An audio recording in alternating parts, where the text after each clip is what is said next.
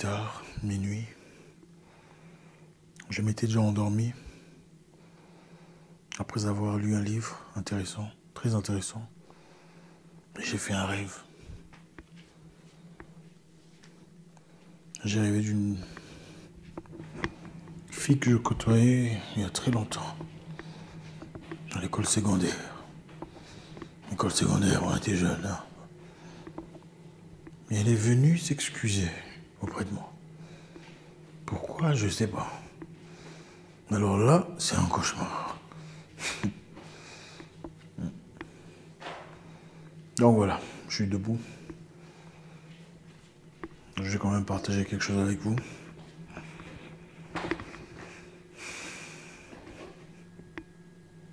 Avant de prier.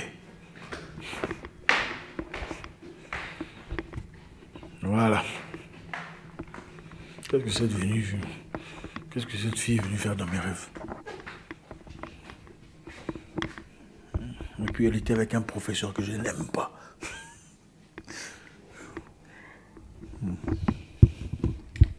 Bonjour à tous les amis, Zach Mouikassa, fondateur de Mouikassas. Merci infiniment d'être là, encore une fois, toujours un réel plaisir de partager ces moments d'intimité avec vous. Aujourd'hui on fera très vite, le message est très clair, on ne prendra pas trop de temps, inutilement en tout cas. Vous savez, beaucoup de personnes stagnent dans la vie pour des raisons bien claires. C'est très bien d'accueillir l'intelligence et les compétences, les capacités de surmonter à quelconque difficulté. C'est merveilleux. Mais dans la vie, il faut être très spécifique. Dans ce en quoi on approfondit sa connaissance.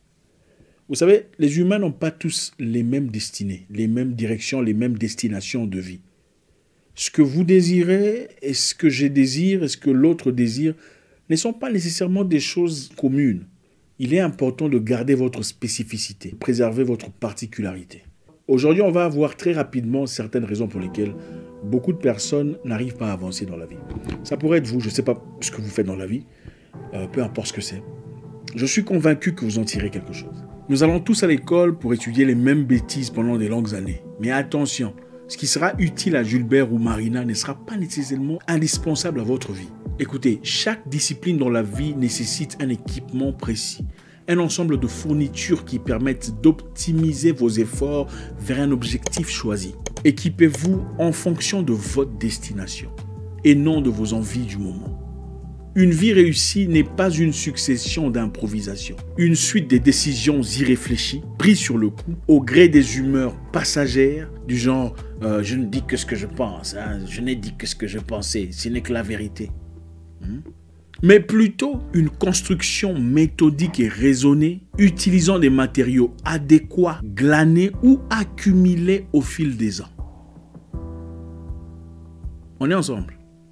Frères, en fonction de vos objectifs de vie, identifiez et dotez-vous de l'équipement adéquat, des atouts qualificatifs et quantitatifs appropriés liés à votre sphère d'activité. Un équipement mal adapté est un catalyseur d'échec. Quelle que soit leur beauté, des talons d'aiguille est un handicap dans un match de football. Un atout certain dans un défilé de mode ou dans une fête avec les garçons, mais pas dans un match de football. De même, l'art oratoire n'est pas utile dans une salle d'opération, mais indispensable dans un tribunal. Ce qui est utile à X n'est pas nécessairement utile à Y. Ce qui est indispensable à Mamadou n'est pas nécessairement utile à Joseph, Jacques ou Joséphine. Un équipement, rappelons-le, c'est défini comme l'ensemble des matériels nécessaires à une activité précise.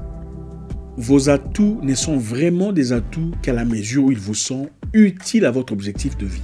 Certains ont plein de qualités, dont très peu, hélas, correspondent à leur zone d'activité. Des qualités inadaptées au type de problèmes qu'ils sont appelés à résoudre dans leur vie personnelle ou professionnelle. N'ayez pas à profusion des connaissances sur des sujets qui ne vous apportent absolument rien dans la vie. Imaginez un avocat qui vous parle à longueur de journée de botanique, de sciences, avec emphase, mais inefficace au tribunal. Il vous sera inutile, n'est-ce pas? Soyez d'abord focalisé sur votre domaine. Tout ajout est important, certes, mais tout ajout n'a pas la même valeur. Maîtrisez d'abord votre sujet. Quelqu'un un jour s'est moqué des fautes d'orthographe de Floyd Mayweather, champion du monde de boxe. Et celui-ci a très intelligemment rétorqué. Si écrire m'était nécessaire pour nourrir ma famille, alors j'aurais été le meilleur scribe qu'il soit. Si écrire m'était nécessaire pour nourrir ma famille, alors j'aurais été le meilleur scribe qu'il soit. En effet, ne pas savoir écrire à la perfection n'était en rien un handicap pour sa carrière de boxeur. Par contre, dans le domaine qui nourrissait sa famille, il était le meilleur du monde. Il entrera dans l'histoire comme l'un des plus grands boxeurs de l'histoire. Personne ne se souviendra de ses lacunes en grammaire, peut-être plus de ses millions de dollars. Vous n'êtes pas obligé d'être excellent en tout et ayez des priorités. Quoi que l'on fasse, on ne peut pas acquérir du doigté dans tous les métiers du monde. C'est impossible. Nous n'en avons ni la capacité, ni le temps. Imaginez-vous une bibliothèque. Il y a tellement de livres, tellement de savoirs accumulés. Quoi prendre, quoi laisser? C'est impossible. J'estime pour ma part qu'il y a deux types de connaissances indispensables à l'homme. L'homme travailleur moderne. La connaissance de la langue et la connaissance liée à ce que vous désirez être dans la vie. La connaissance de la langue, donc votre langue de travail, ou celle dans laquelle vous communiquez le plus. Car l'homme peut cacher toute autre insuffisance, sauf sa manière de parler. Dès que vous ouvrez la bouche, vous serez jugé et catégorisé. Notre manière de parler contribue pour beaucoup à la première impression que nous renvoyons. Nos interlocuteurs nous apprécient ou nous déprécient instinctivement. Quelle que soit votre activité, une mauvaise première impression peut voiler toutes vos autres qualités. Malheureusement, les gens ne prennent plus le temps de creuser plus profond pour comprendre qui vous êtes vraiment. Et c'est limite sur des choses... Voilà. Apprenons à parler. Apprenons à parler. Je ne demande pas de parler comme Jean-Luc Mélenchon. Mais apprenons à parler. Enrichissez votre vocabulaire. Apprenez un nouveau mot chaque semaine. Une nouvelle façon d'exprimer un sentiment, un désaccord, un remerciement, une appréciation. Apprenons à parler avec respect et circonception. Enrichissons-nous chaque jour. Plus la gamme de nos mots est variée, plus on aura des matériaux pour exprimer avec exactitude nos pensées. Le deuxième type de connaissance est tout ce qui est lié directement ou indirectement à ce que vous désirez être dans la vie. Choisissez quoi apprendre en fonction de votre destination de vie. Équipez-vous en conséquence. Ne perdez pas de temps à apprendre des choses qui ne vous serviront à rien ou très peu. Lire des douzaines de romans d'amour, des polars, des documentaires sur Netflix n'est pas une mauvaise chose. C'est bien, cela vous détend et vous aide à vous évader.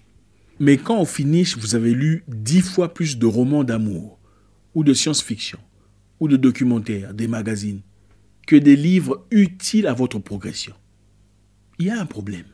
Ceci ne s'applique pas seulement à ceux dont l'activité est littéraire ou intellectuelle, même ceux qui font des travaux manuels. L'apprentissage vous enrichit. Chaque jour sous le soleil nous offre des opportunités d'acquérir de nouveaux outils, de renouveler notre équipement. Profitons-en. Mon nom est Zach Mouikassa, le guerrier noir. Votre frère.